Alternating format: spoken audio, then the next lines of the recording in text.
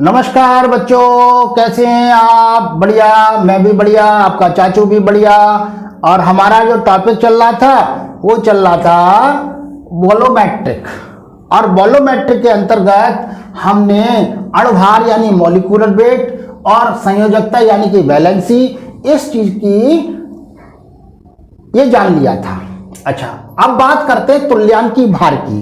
अब हम तुल्यांकी भार ज्ञात करना है, कैसे करेंगे? दूसरी बात, अब ऑक्सीकरण के आधार पर भी तुल्यांकी भार ज्ञात करना है। आखिर ये क्या होता है? क्या तुल्यांकी भार एक पदार्थ का एक ही होता है? क्या मान के चलिए हमारे पास एक HCl है, एक HNO3 है, ठीक है, एक H2SO4 है। इसका फिक्स रहता है, इसका फिक्स रहता है, इसका फिक्स रहता है, या इनका बदल जाता है, अलग अलग हो जाते हैं, डिफरेंट डिफरेंट निकलते हैं इनके। कैसे होता है? KMnO4 होता है, ठीक है, बाद में K2Cr2O7। क्या इनका एक ही होता है कि अलग अलग होता है तुल्यांकी भार? ये प्रॉब्लम हमारे सामने है यहां तक, इसलिए मैंने आप लोगों को ये सारी चीजें क्लियर कराई थी पिछली बार। तो हम बात करते हैं आज छोटी सी, ठीक। अब तुल्यांकी भार निकालते हैं equivalent weight. Equivalent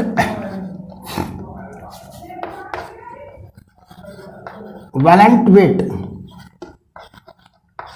IGST, equivalent weight यानी कि तुल्यांकी भार। तुल्यांकी भार समझ में आ रही है? तो भार कह देते हैं ऐसे, या तुल्यांकी भार कह देते हैं। क्लियर बात समझाई? तो भार कह देते हैं। अब हमारे पास आता है, जैसे कि आपने निकाला HCl का, तो मैंने कहा था कि जो हाइड्रोजन है जितने हाइड्रोप्लस होता है वो उसकी बैलेंसी होती है। बिल्कुल सही। टोटल वजन कितना हुआ? 36.5, यानी मॉलिक्यूलर वेट जो निकल कर आया, अणुभार जो निकल कर आया, वो हमारे पास निकल गया 36.5, जो हम निकाल चुके हैं। अच्छा, इससे हाइड्रोजन जो निकला वो कितना निकला? इसीलिए हमारी बैलेंसी कितनी हुई हमारे पास? 1। एक हाइड्रोजन निकला, एक बैलेंसी हुई। तो equivalent weight is equal to हमारे पास हुआ molecular weight upon valency. Valency को मैंने n से नोट किया है, नंबर ऑफ हाइड्रोजन, ठीक है, रिप्लेस हो रहे नंबर ऑफ हाइड्रोजन। ये number of hydrogen ion, number of hydrogen ion मैंने बताया था, नंबर ऑफ हाइड्रोजन आयन या number of OH ion. Clear बात समझ में आ रही है? या नंबर ऑफ आयन, या नंबर ऑफ आयन्स मैंने बताए थे ये। क्लियर बात समझ आई? अब बात करते हैं यहां पर कितना, 36.5 रख दिया, बिल्कुल सही। n का 1 डिवाइड कर दिया तो हमारे पास 36.5 आ गया। क्लियर बात समझ में आ रही है? ये इक्विवेलेंट वेट निकल आया। और निकालते हैं, जरा गौर करिए। अब हमने निकाला NaOH का मॉलिक्यूलर वेट निकाल लिया था हमने 40, बिल्कुल निकाल लिया था। N कितना निकला? इसमें कितने OH जा रहे हैं, रिएक्ट कर रहे हैं? हमारे पास रिएक्ट कर रहे हैं 1। तो इक्विवेलेंट वेट कितना निकला? Equivalent weight is equal to निकाला MO अपॉन N निकाला तो 40/1, बिल्कुल सही। तो हमारे पास निकल आया 40। इक्विवेलेंट वेट कितना निकला है? 40, बिल्कुल सही निकाल लिया। अब बात करते हैं HNO3। सर इसका भी बहुत जल्दी से निकाल लेंगे। इसका मॉलिक्यूलर वेट कितना होता है? यदि 1 इसका होता है, 14 इसका होता है, 48 हाइड्रोजन हो गए, वजन 48, 8 9 10 11 12 13 13 3 हासिल 1 63। कितना हो गया? 63 है कि नहीं? 8 6 18 16 48 16 ठीक है। 8 9 10 11 12 13 13 यानी 5 6 63। कितना हो गया? 63, बिल्कुल। अच्छा, इसमें हाइड्रोजन कितना जाएगा? 1 जाएगा। तो n कितना हुआ हमारे पास? 1 हो गया। अच्छा जी, इक्विवेलेंट वेट कितना हुआ? MO अपॉन N, बड़ी आसानी से हमने निकाल लिया। कितना निकाल लिया हम? 63/1। क्लियर बात समझ रही? 63/1। और तो हमारे पास इक्विवेलेंट वेट कितना है? 63 निकल आया। क्लियर? क्या इसका इतना 63 रहता है कि बदल जाता है?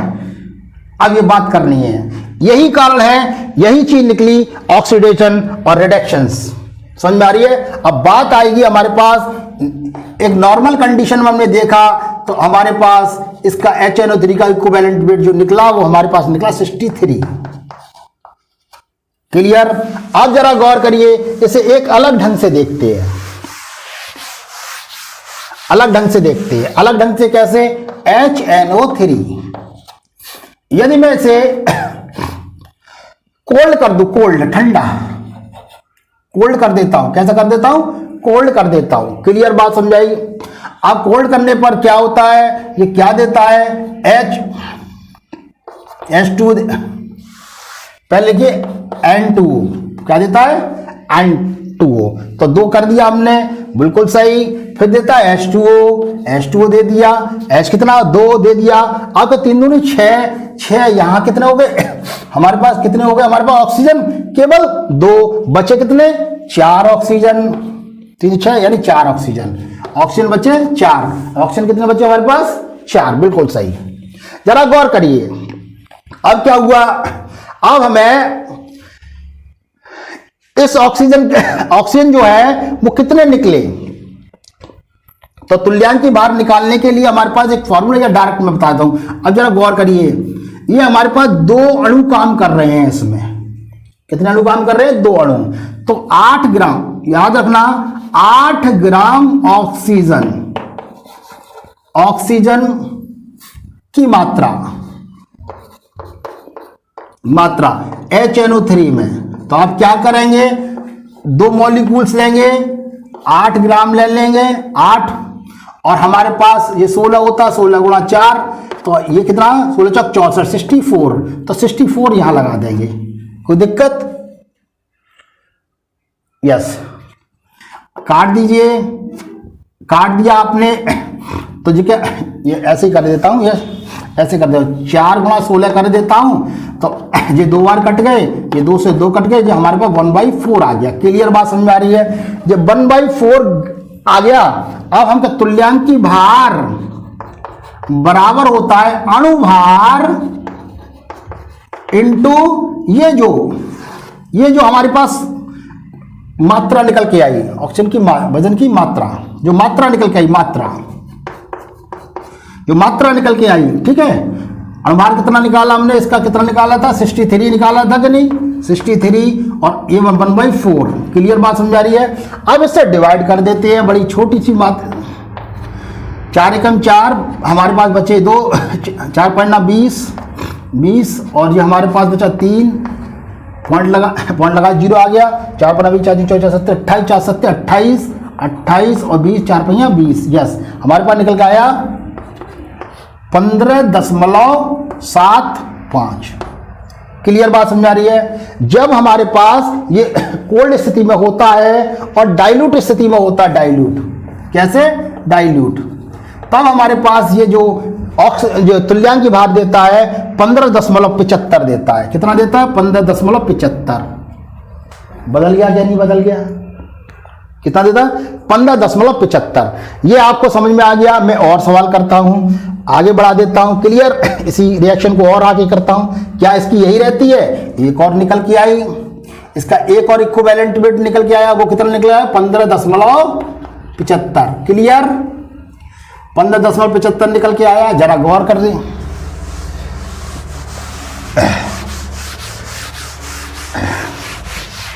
यदि हम दूसरे केस में देखें, एक और केस देखते हैं। यदि मैं इसे सल्फ्यूरिक HNO3 को क्या कर दूं? कोल्ड तो बना रहने दूं, कोल्ड तो बना देने, लेकिन 50% इसे कंसंट्रेट कर दूं। कितना कर दूं? 50% कंसंट्रेट। जैसे ही 50% कंसंट्रेट कर देता हूं तो मेरे पास देता है NO। क्या देता है? NO, twice NO। 2 लगा दिया, ट्वाइस NO देता है। क्लियर बात समझ में आ रही है? हमारे अब क्या H2O दे देगा। बचा कितना? ऑक्सीजन 3 आ गए, 3 आ गए, तो 3 ऑक्सीजन उधर बची हमारे पास, 3 ऑक्सीजन। तो हमने क्या किया? 8 ग्राम ऑक्सीजन की मात्रा कहाँ है? HNO3 में। जरा गौर करिए क्या निकालेंगे हमने दो इसमें मॉलिक्यूल्स काम कर रहे थे, ये 2 लिख लिया, ठीक है, 8 लिख लिया क्योंकि 8 का निकाल रहे हैं, और 3 गुणा 16 यानी 3 इसका 16 इसका वजन। क्लियर बात में? 8 दूनी 16, 2 से 2 कट गया, कितना आया 1/3, ठीक है। तो तुल्यांकी भार काय का HNO3 का तुल्यांकी भार निकालेंगे तो कितना निकल के आएगा, अणुभार इंटू मात्रा। समझ में आ रही है? अणुभार हमारे पास के 63 निकल के आया था, 63 और जो 1/3 इससे काटा तो निकल के आया 21, यानी कि हमारे पास इक्विवेलेंट वेट कितना निकल के आया इसका 21 भी निकल के आया। बात समझ में आ रही है? देखिए HNO3 का तुल्यांकी भार 3 निकल रहे हैं हमारे पास। आगे बात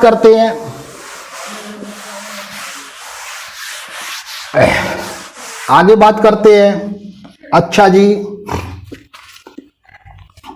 आप जरा गौर करिए, आप HNO3 इसको क्या कर दिया हमने, हॉट कर दिया। क्या कर दिया? हॉट कर दिया और कंसंट्रेट कर दिया। हॉट कर दिया और कंसंट्रेट कर दिया। जैसे हॉट और कंसंट्रेट करते हैं तो ये हमें नाइट्रोजन देती है। क्या देती है? नाइट्रोजन देती है। ट्वाइस कर दिया, बिल्कुल सही, H2O दे गई तो हमारे पास 2 हो गया। तो अब हमारे पास ऑक्सीजन कितनी बची भैया? ऑक्सीजन बची 5। कितनी बची ऑक्सीजन? 5। नवजात ऑक्सीजन 5 बची। यस, अब हमने कोई मात्रा ज्ञात कर ली, 8 ग्राम ऑक्सीजन की मात्रा काय में, इसमें HNO3 में, ठीक है। मात्रा याद करेंगे तो कितनी आ गई, 2 मॉलिक्यूल काम कर रहे थे HNO3 के, 8 का निकालना था और 5 गुणा 16 तो ये हमने काट दिया, 8 दूनी 16 तो ये हमारे पास 2 बार कट गया, 1/5 आ गई। क्लियर बात समझ आई? अब तुल्यांकी भार निकालना, तुल्यांकी भार बराबर होता है अणुभार इंटू मात्रा। क्लियर बात समझ में आ रही है? तो हमारे पास कितनी आ गई 63 तो ये हो गई और 1/5 ये हो गई।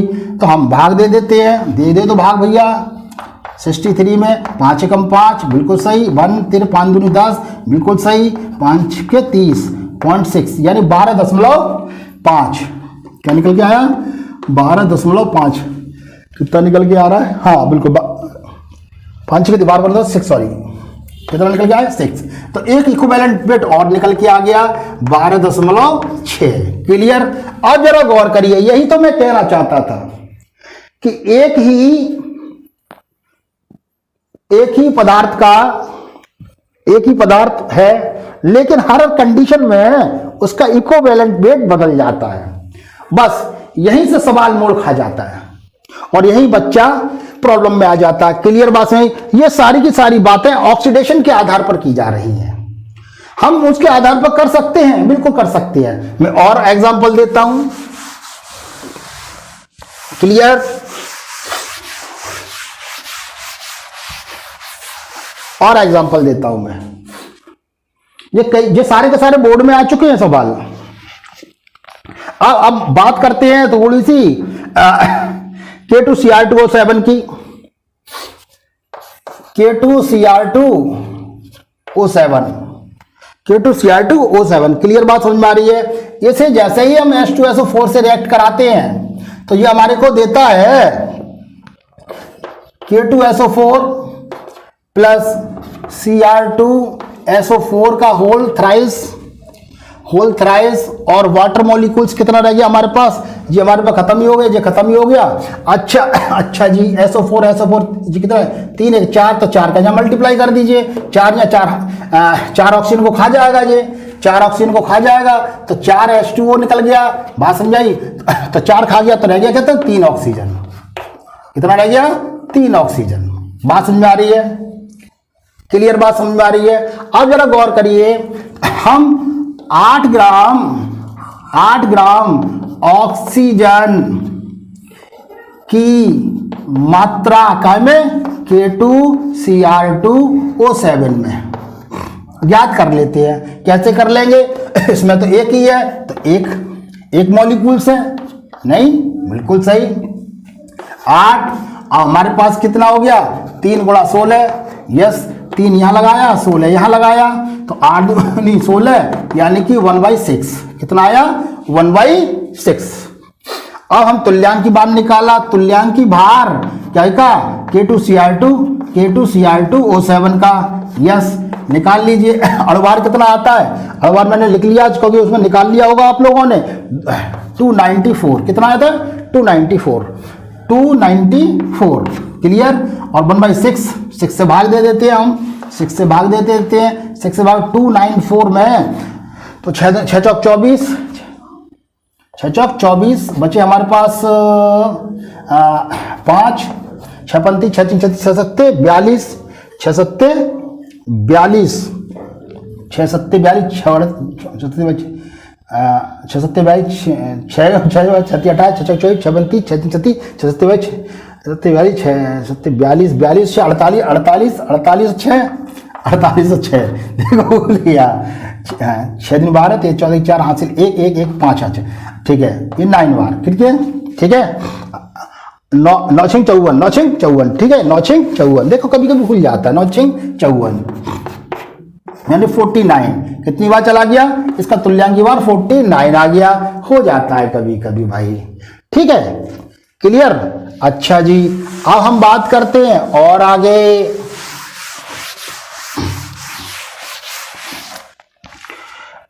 आगे बात करते हैं, ठीक। एक हमारे पास एक क्वेश्चन और आया था H2SO4, जैसे हमने H2SO4 के निकालनी है, H2SO4 के निकालनी है मान लीजिए, ठीक है। एक छोटी सी बात करते हैं, तो जरा गौर करिए हमारे पास इसका वो कितना आता है 98 आता है, तो मॉलिक्यूलर वेट कितना 98 हो गया, 98 हो गया, बिल्कुल सही बात है 90। अच्छा इसमें हाइड्रोजन कितने जा रहे हैं, कितने हाइड्रोजन जा रहे हैं 2 हाइड्रोजन जा रहे हैं, तो जो वो वाला प्रोसीजर लगा दिया, तो इक्विवेलेंट वेट बराबर 98/2, इसे काट दिया तो 49 निकल आया, बस है इसका इक्विवेलेंट वेट 49 निकल आया। यदि मान लीजिए ये कब होता है, ये होता कब है, जब ये हॉट कंसंट्रेट हो, जब ये कंसंट्रेट कंडीशन में हो, कंसंट्रेट हो और हॉट हो, ठीक है कंसंट्रेट और हॉट हो, तो क्या करता है जो वाटर देता है तो SO2 देता है, सल्फर डाइऑक्साइड देता है, सल्फर डाइऑक्साइड दे दिए तो हमारे पास क्या गया कि 2 1 3 तो निकल गए, तो ऑक्सीजन कितनी बची हमारे पास 1 नवजात ऑक्सीजन, तो हमारे पास क्या है, फिर मैं वही निकाल लूं 8 ग्राम ऑक्सीजन की मात्रा H2SO4 में, इसके कुछ नहीं है, इसके आगे तो 1 है, तो हमने क्या कर दिया 1 × 8/16, तो 1/2 निकल के आया, 1/2 निकल के आया, ठीक। ये n निकल आया हमारे पास, कितना क्या निकल आया n, हमने क्या निकाला तुल्यांकी भार बराबर अणुभार × n, समझाई, सॉरी मात्रा क्या निकली, क्या निकल गई मात्रा, यस हमारे पास इसका कितना दिया है, 98 था, यस तो 98 और 1/2 तो कितना आ गया 49, ऐसे भी निकाल सकते हो और इसी आधार पर निकाला करो। क्लियर बात समझ में आ रही है, बता दिया जाए तो आपको रिएक्शन बड़ी आसानी से आ जाएंगे, केवल केमिस्ट्री में क्या है रिएक्शन आ जाए और वॉल्यूमेट्रिक आ जाए, आपकी केमिस्ट्री आपके हाथ में, यस। आगे चलते हैं, आगे काफी जरा गौर करिए और भी मैं बताता हूं, जैसे H3PO4, जरा गौर करिए H3PO4 है, तो हम क्या करते हैं मॉलिक्यूलर वेट निकाला, मॉलिक्यूलर वेट कितना आया 1 × 3 प्लस फास्फोरस 15 30 31 होता है, प्लस हमारे पास 16 चौक 64 40, ठीक है। तो मॉलिक्यूलर वेट निकाल लिया हमने 4 1 5 5 6 7 8 ये आ गया और ये 98 आ गया, 98 हाँ 98 ही है, बिल्कुल 98। अच्छा जरा गौर करिए इसमें जब हम देखें तो मैंने क्या देखें, ये जो है कितने एच आयन दे सकता है, तो हमने देखा ये हमारे पास 3 एच आयन दे सकता है। ठीक है, तो हमने इसका एन जो माना वो 3 मान लिया, एन बराबर 3 निकल आया। तो equivalent weight is equal to हमारे पास कितना हुआ कि MO अपॉन N, तो हमारे पास 98/3 कितना निकल गया 3 से डिवाइड करेंगे तो हमारे पास निकल के आया 32.7। कितना निकल के आया 32.7। क्लियर बात समझ में आ रही है? यदि इसे मिटा दिया जाए, यस आगे देखते हैं।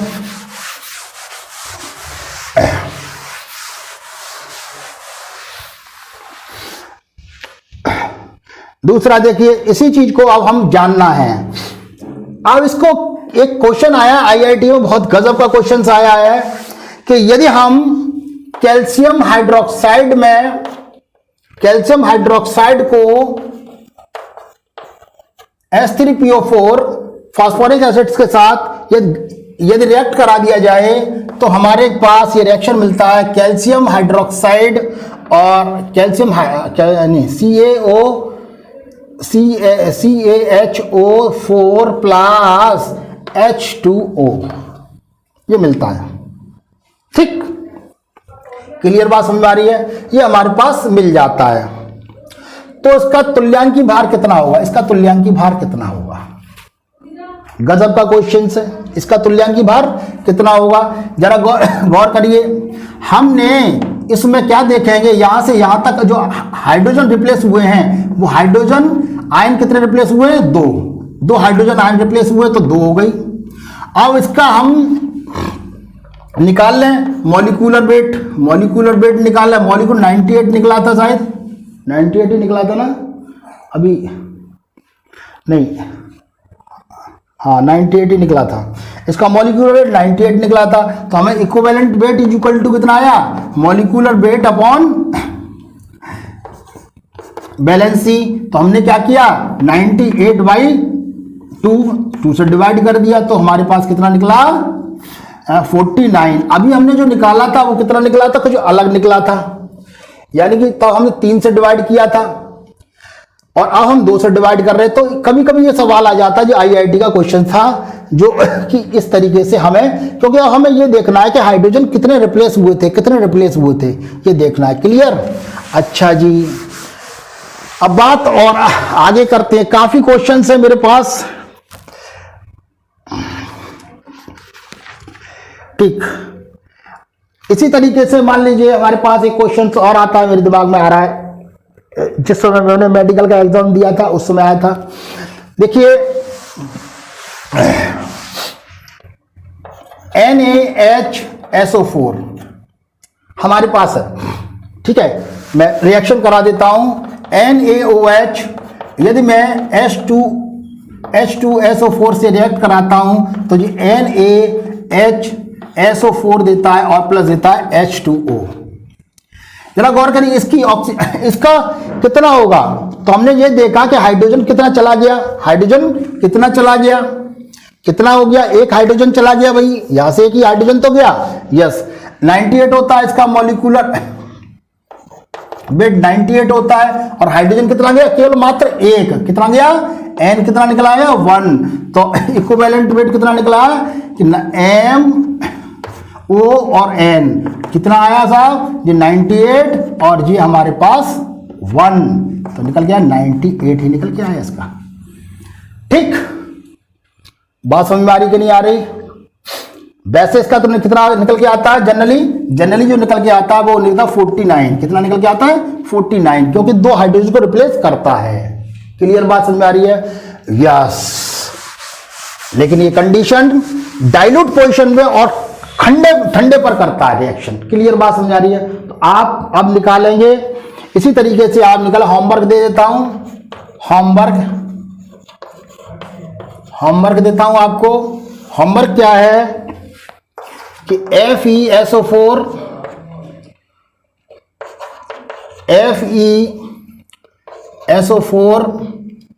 NH4 का होल ट्वाइस SO4 6H2O। ठीक,